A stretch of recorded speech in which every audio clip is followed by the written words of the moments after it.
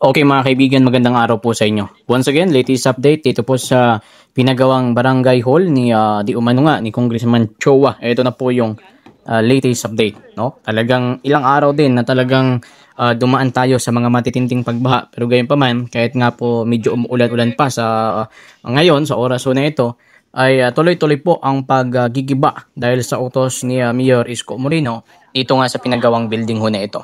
Mga kaibigan, at this time, ganito na po ang hitsura and although ilang araw na rin, pero patuloy nga na talagang winawasak itong barangay hall sapagkat batid naman natin, ito po ay talagang sagabal or bukod pa doon, ito po ay against the law ang pagtatayo dito sa may bangkita. So nakita naman natin yung mga kasamahan po dito sa sa sama-sama po sila yung sa demolition team and talagang ito po itong location na ito kita nyo naman nung nakaraan halos magkapantay yung school. So ngayon halos matatapos na po nila yung pang-apat po na palapag nitong building ho na ito. So dito talagang ang sisipag nila kasi nga syempre kahit umuulan, no, talagang tuloy-tuloy, pero good news naman dahil may mga ibang location na po lalo-lalo na dito sa Top Avenue maging sa ibang location ng Metro Manila or NCR, medyo humupa na po ang talagang ang tubig, no, yung malalalim po na tubig ng mga nakarang araw. And nag-update din po tayo sa iba't ibang location dito po sa Maynila na talagang pinakita ko sa inyo kung gaano nga kataas yung tubig talaga mga kababayan. So dahil yan siguro nga hindi natin alam kung saan ho napunta yung mga flood control. So ang masakit po dito na bahagi dahil ang sabi nga daw itong ating Pangulo na normal lang ito, no? Wala na daw bago, wala daw special mga kababayan. So nakakatawa, no? Nakakatawa itong ating Pangulo.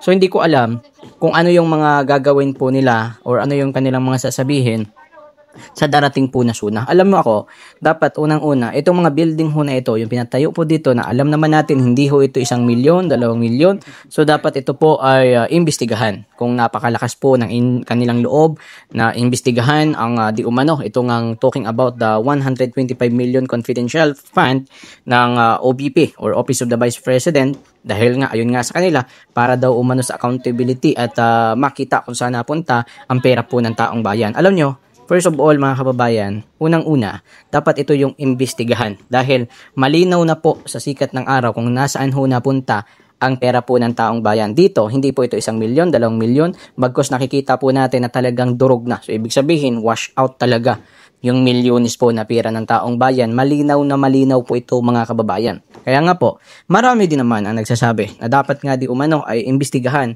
itong mga building na pinatayo dito sa may mga sidewalk or bangkita dito po sa Maynila. So, umalas lang nila dahil nga naging mayor, muli si Mayor Isko na alam naman natin ay talagang against yan na magkaroon ng mga harang or kung ano man yung itatayo dyan sa mga bangkita.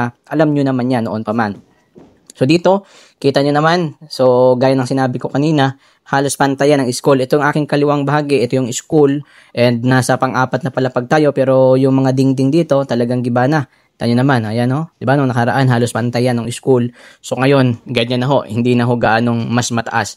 So ayun po sa nakausap natin, yung mga gumagawa ho dito kapag nga di umano matapos na itong third floor sa baba nito, ay gagamitan na po nila ito ng mga bako para nga naman hindi na po mano-mano. Medyo mahirap sapagkat patid naman natin na talagang matigas pa nga po yung mga simento dito at bagong gawa.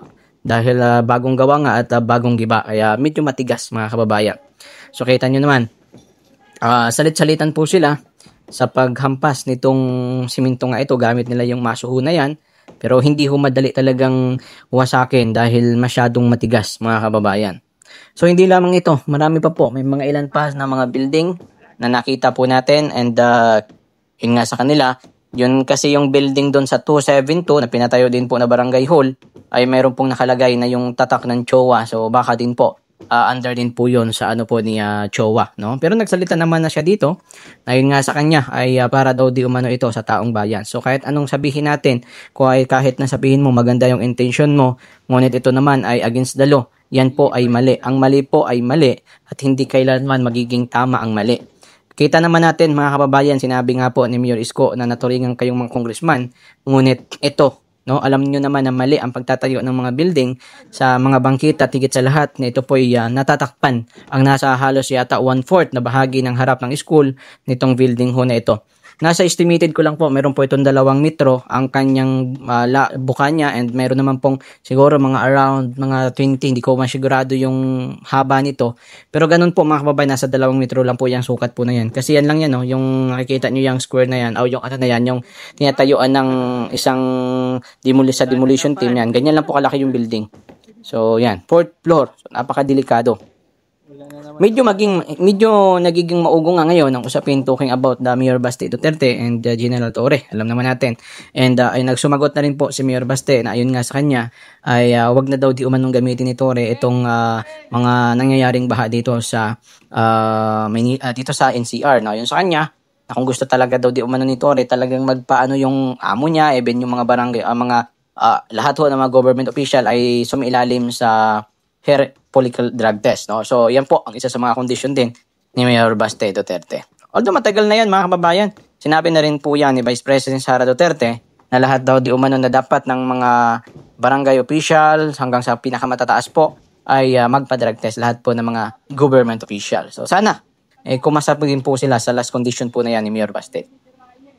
So, mga kababayan, abangan nyo po dahil sa mga susunod po na araw and maybe tomorrow, so i-cover ko din po sa inyo ang barangay 272 na hindi lang natin sigurado ngayon kung talagang dapang-dapa na yon, kasi nung nakarang araw nga nung kasagsagan ng pag-ulan ay talagang wala pong pahinga itong nasa demolition team. Talagang tuloy-tuloy ang trabaho po nila, rain or shine, di ba? Ganun po ito kasipag itong mga nasa demolition team, mga kababayan. So once again, dapat po ay magkaroon ng investigasyon. Sana naman si Mayor Isko, no, ito ay akin lang naman. Base lamang po ito sa aking opinion, I hope magkaroon po ng investigasyon itong mga pagpapatayo po ng building. Lahat po ng sinisira ng mga building under the leadership of Mayor Isko. Dapat po magkaroon ng investigasyon at siyang dapat managot yung mga mayroong kasalanan or kapabayaan dito sa mga proyektong na ito. Na alam naman natin po na talagang nasayang ang milyon-milyon na pera ng taong bayan dahil sa mga building ho na ito. So may mga haka-haka, mga kababayan, na di umano ay walang building permit. Pero ako, according naman kay Congressman Chua, ito naman daw di umano ay dumaan sa proseso. So hindi natin alam, mga kababayan, kung sino nga doon ang nagsasabi po ng katotohanan. Yun lang naman po ang ating mga nababalitaan at sinasabi po ng ating mga nakapagtanungan dito po sa location ho na ito. So iba naman, dahil nga siyempre mabigat din yung maso at matigas. No, although ako, nagtrabaho din po ako sa mga konstruksyon at alam ko din talaga pagka mga building masyadong matitigas itong mga simento ho na ito at hindi talaga mabilis na masira, mga kababayan. So ayan, kita nyo naman. Talagang tuloy-tuloy. So medyo malaki talaga ang naging abala nitong building ho na ito. Actually, mga kababayan, mga almost 3, correct me if I'm wrong, no, sa mga nakakaalam din. Pero parang sa akin, parang nasa, yata, ito mga 2 linggo, no, lagpas pa yata. Mga ganun, mga 2 linggo or almost 2 weeks, no, ang pagigiba po dito. Medyo may katagalan at yan nga po ang talagang, kumbaga matatawag natin na naging sagabal or naging perwisyo itong building ho na ito. Bukod pa doon, syempre, yung mga demolition team, sinasahuran po yan under the ng government ng Maynila. So, siyempre, pera po yan ng taong bayan, yung sinasahod po dito po sa ating mga kaibigan na mga demolition team. So, siyempre, mga kababayan, dapat nga na ibang na yung gagawin po nila, pero dahil nga dito sa isa pa sa mga government official ang nagpatayo ng sa illegal na location, so yung oras po nila ay napunta pa po dito na imbisa na doon sa ibang mga bagay. So, isipin nyo po yan kung gaano po kalaki ang naging perwisyo nitong building ho na ito. And pangalawa, yung mga estudyante po. Diba, isipin nyo, nung ginawa ito, na kumbaga na yung mga estudyante, kawawa sila kasi nga yung mga alikabok, diba, yung alikabok ng simento, although nilagyan din naman ng harang or takip, yung mga, po, nitong dingding po ng school, para nga hindi makapasok ng direkta talaga doon ang mga buhang, ng simento. Pero hindi pa po maiwasan na talaga magkakaroon yan ng mga tatagos talaga doon sa ating kabataan. So nakakalungkot. Simula paggawa hanggang sa paggiba, talagang naging perwisyo itong building ho na ito. At hindi lamang ho 2 weeks, mga kababayan, abutin siguro maybe mga 1 month bago po ito totaling matapos. So yan po ang naidulot ng building ho na ito.